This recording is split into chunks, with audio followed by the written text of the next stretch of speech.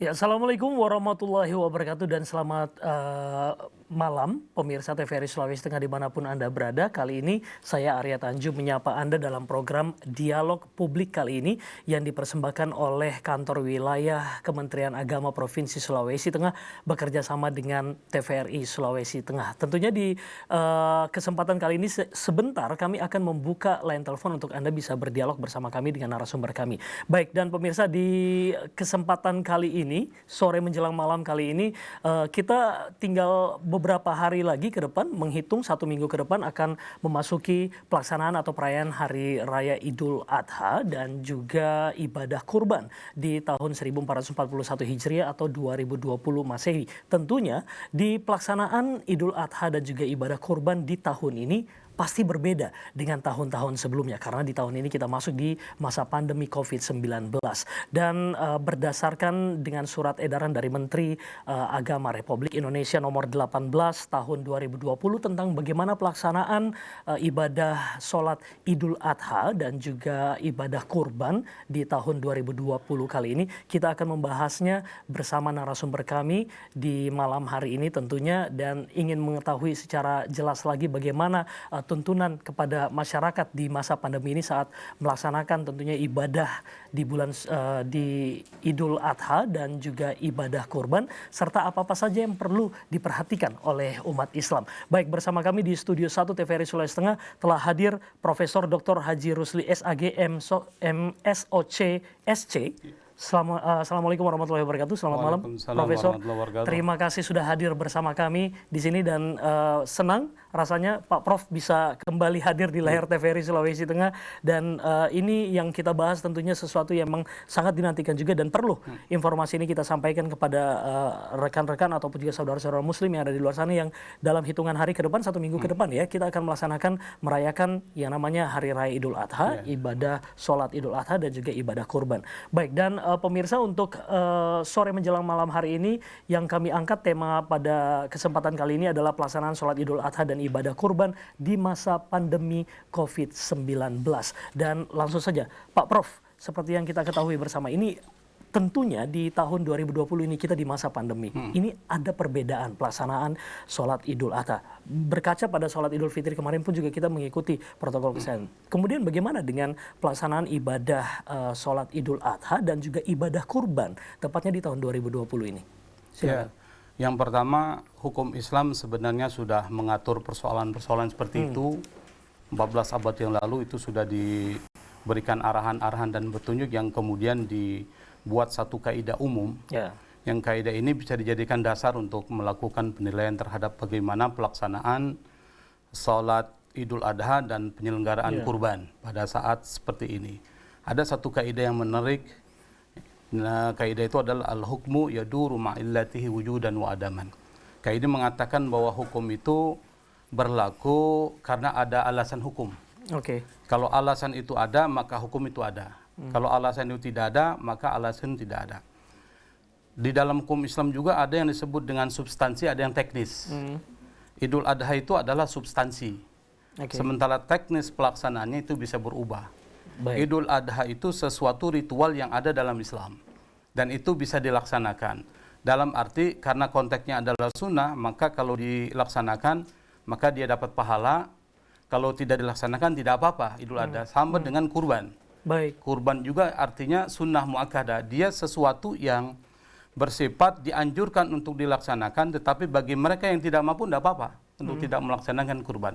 Jadi hukum asal dari sholat Idul Adha itu adalah sunnah, penyelenggaraan kurban pun menjadi sunnah. Lalu bagaimana dalam keadaan normal itu berlaku hukum seperti itu, berlaku teknis seperti yang biasa.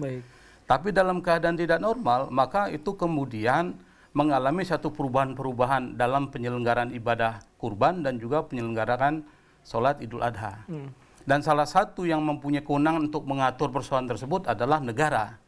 Karena negara ini mempunyai otoritas atau legal standing yang kuat, punya otoritas yang kuat dan mengikat dan memaksa. Maka dalam konteks ini, dalam konteks perubahan ini, maka kemudian muncullah surat edaran dari Menteri Agama nomor 18 tahun 2020 yang mengatur tentang protokol pelaksanaan ibadah, kurban, dan sholat Idul Adha. Dalam konteks yang kedua, di daerah-daerah yang zona merah, bahkan penundaan sholat Idul Adha itu bisa dilaksanakan. Tapi ketika dia tidak dilaksanakan, tidak ada masalah. Lalu bagaimana dengan kurban? Kurban bisa dilaksanakan, tapi dengan protokol.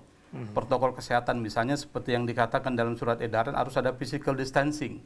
Ada penjarakan sosial. Kurban tetap dilaksanakan. Tetapi dengan mengatur protokol atau dengan mengatur keadaan di mana tidak ada lagi kerumunan di situ.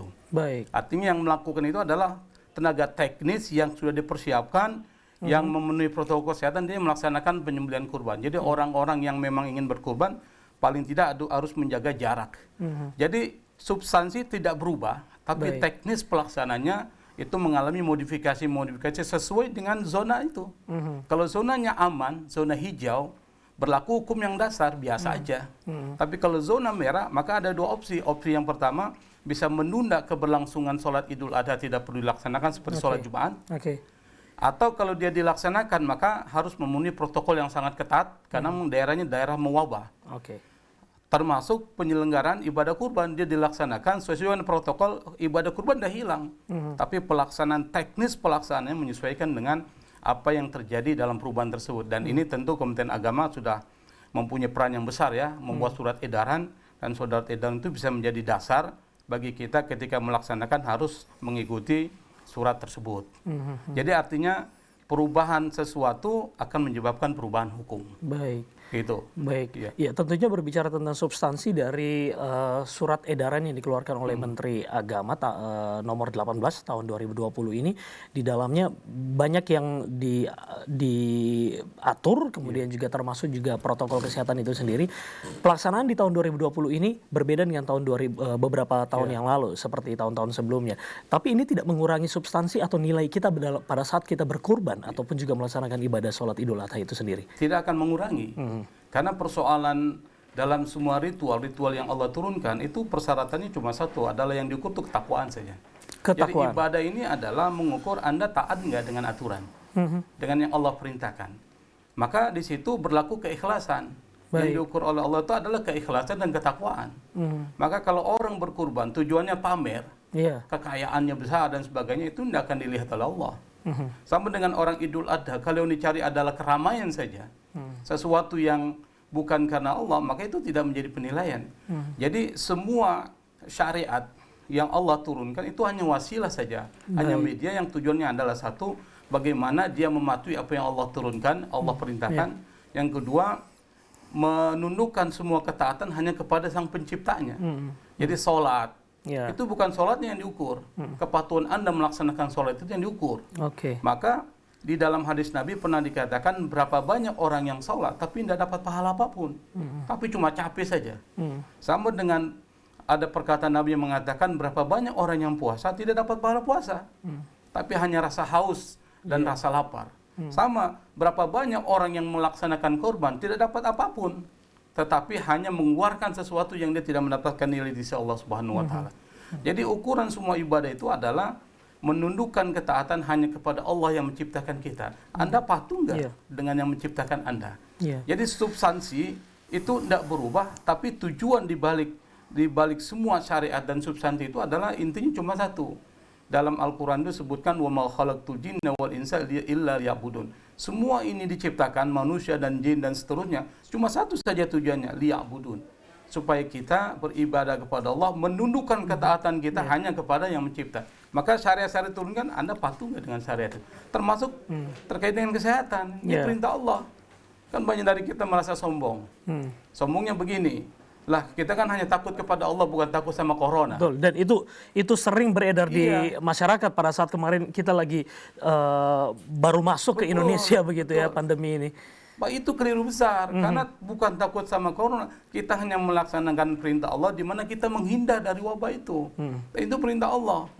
Nah, kalau perintah Allah kita suruh menghindari wabah, maka ketika kita menghindari dengan menggunakan seperti yang kita pakai ini, itu bagian dari ibadah kepada Allah, karena kita mematuhi apa yang diperintahkan oleh Allah. Jadi bukan takut dengan coronanya, tapi mengikuti ajaran yang dibawa oleh Rasulullah dan diperintahkan oleh Allah Subhanahu wa taala. Jadi banyak orang yang salah paham tentang agama.